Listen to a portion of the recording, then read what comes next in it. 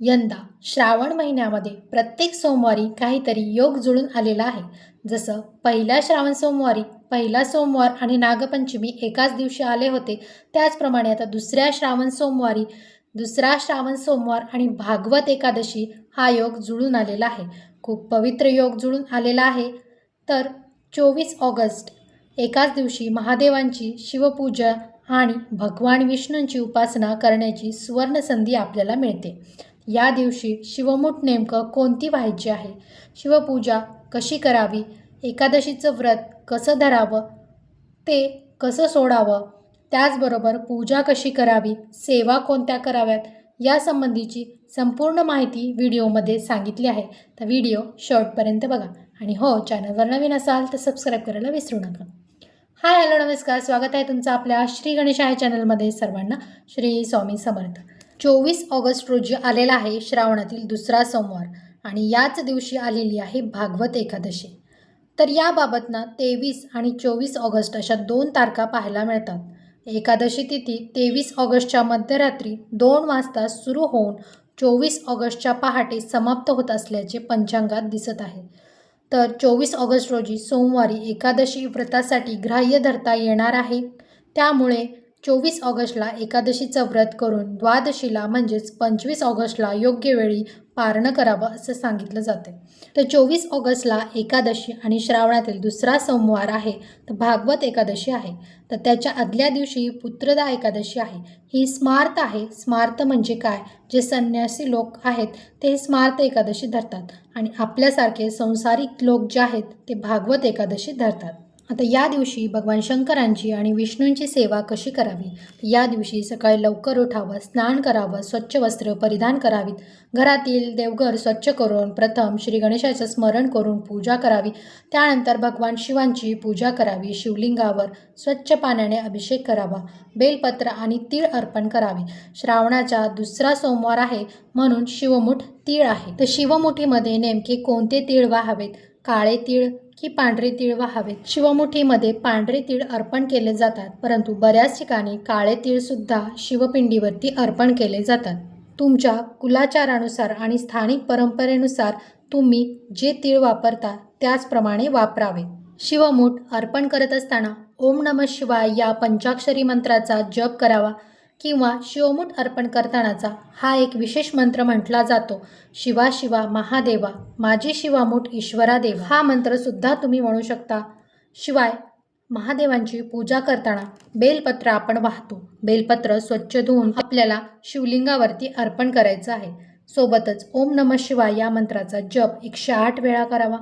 अनेक जण 108 बेलपत्र वाहताना त्यानुसार ओम नमः शिवाय मंत्राचा जप करत 108 बेलपत्र अर्पण करत असतात. किंवा 108 बेलपत्र वाहत असताना तुम्ही शिवांची 108 नावे शिवअष्टोत्तर नामावली सुद्धा म्हणत ही अर्पण करू शकता. त्यानंतर आपल्याला आरती करायची आहे, नैवेद्य दाखवायचा आहे.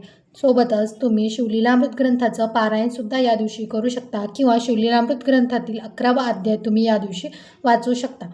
तर एकादशी असल्यामुळे भगवान श्री हरिविष्णूंची ही पूजा आपल्याला या दिवशी करायची आहे. एकादशीच्या दिवशी भगवान विष्णूंचं स्मरण करून तुळशीपत्र अर्पण करावं. भगवान विष्णूंना तुळस अत्यंत प्रिय आहे. या दिवशी ओम नमो भगवते वासुदेवाय या मंत्राचा सुद्धा जप करावा किंवा विष्णू सहस्त्रनाम, विष्णू स्तोत्र किंवा रामनाम यांचा जप करू शकता. भगवान श्रीहरी विष्णू आणि भगवान महादेव यांच्यात भेद न मानता दोघांचीही भक्ती या दिवशी करणं खूप आध्यात्मिक साधना मानली जाते. आता एकादशीचं व्रत या दिवशी कसं करावं? आता बऱ्याच जणांना एकादशीचं व्रत असतं आणि श्रावणातील सोमवार हे व्रत तर आपल्याला असतंच. आता श्रावणातील सोमवारचा उपवासही आपण करत असतो आणि ज्यांची एकादशी आहे त्यांना एकादशी आणि सोमवारचं व्रत हे दोन्ही असणार आहे. तर या दिवशी उपवास कसा करायचा आणि ते सोडायचा कसा? तर बघा, ज्यांची एकादशी आहे त्यांनी मग दिवसभर एकादशीचं व्रत धरायचं आहे. उपवासाचे पदार्थ खायचे आहेत. तर बऱ्याच ठिकाणी सोमवारच्या दिवशी भगर चालत नाही, तर बऱ्याच ठिकाणी भगर ही खाल्ली जाते. तुमच्याकडे ज्या पद्धतीने करत असाल त्या पद्धतीने तुम्ही करावे. जर तुमच्याकडे भगर सोमवारच्या दिवशी खाल्ली जात असेल तर ती खाऊ शकता, नसेल तर मग तुम्ही दोन्ही वेळेस साबुदाण्याची खिचडी, फळ, दूध अशा प्रकारचं पदार्थ खाऊन देखील उपवास करू शकता. आता एकादशीचं व्रत आपण त्या दिवशी तर सोडू शकत नाही, परंतु श्रावण सोमवार हा आपल्याला संध्याकाळी सोडावाच लागत असतो. तर अशा वेळेस काय करायचं तर बघा, दिवसभर तुम्हाला उपवास धरायचा आहे. प्रदोष काळात जेव्हा आपण शिवशंकरांची पूजा, उपासना, सेवा, आरती हे सगळं करत असतो, त्यानंतर नैवेद्य दाखवायचा आहे. नैवेद्य दाखवताना तुम्ही दही भाताचा नैवेद्य दाखवू शकता किंवा मग तुमच्या घरामध्ये जे भाजी, पोळी, चपाती, भाजी जो काही पदार्थ बनले असतील त्याचा नैवेद्य तुम्हाला दाखवायचा आहे.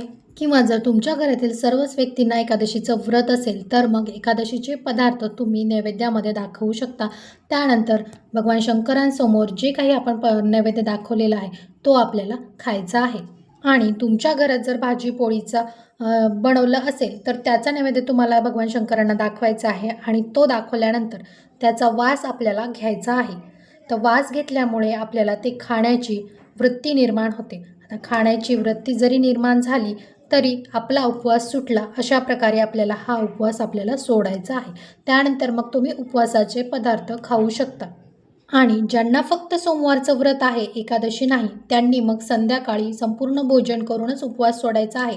फक्त ज्यांना एकादशीचं व्रत आहे ते अशा प्रकारे आपला उपवास सोडवू शकता, म्हणजे सोमवारचा उपवास सुटणार आणि एकादशी तुमची पूर्ण होईल.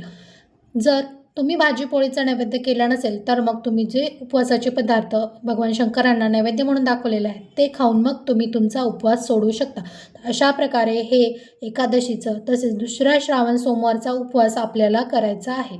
आता श्रावणामध्ये भागवत एकादशी खूप महत्त्वाचा दिवस मानला जातो. तर या दिवशी तुम्ही काही सेवा करू शकतात भगवान विष्णूंच्या. त्यामध्ये मग तुम्ही एकदिवसीय संक्षिप्त श्रीमद भागवत ग्रंथाचं पण पारायण करू शकता. भागवत ग्रंथाचे पारायण श्रावण महिन्यात बऱ्याच ठिकाणी बऱ्याच मंदिरामध्ये केलं जातं. तुमची इच्छा असेल तर एक दिवसीय भागवत ग्रंथ, संक्षिप्त श्रीमद भागवत ग्रंथ याचं पारायण तुम्ही करू शकता. आता ज्यांना हे शक्य होत नाही मग ते व्यंकटेश स्तोत्राचं पठण करू शकता किंवा विष्णू सहस्त्रनाम, त्याचबरोबर ओम नमो भगवते वासुदेवाय या मंत्राचा जपसुद्धा तुम्ही करू शकता. विष्णू स्तोत्र किंवा रामनाम यांचा जप तुम्ही करू शकता. तर यापैकी जेवढ्या सेवा आपल्याला शक्य होतील करणे तेवढ्या आपल्याला करायच्या आहेत. तर श्रावणातील दुसऱ्या सोमवारी आपल्याला भगवान शंकरांसोबतच भगवान विष्णूंची सेवासुद्धा करायची आहे. चला तर मग मी इथे व्हिडिओचा एंड करते. तुम्हालाही माहिती कशी वाटली, माहिती आवडली असेल तर व्हिडिओला लाईक, शेअर आणि अशाच धार्मिक व भक्तिमय माहितीसाठी आपल्या श्री गणेशाय चॅनलला नक्की सबस्क्राईब करा. श्री स्वामी समर्थ.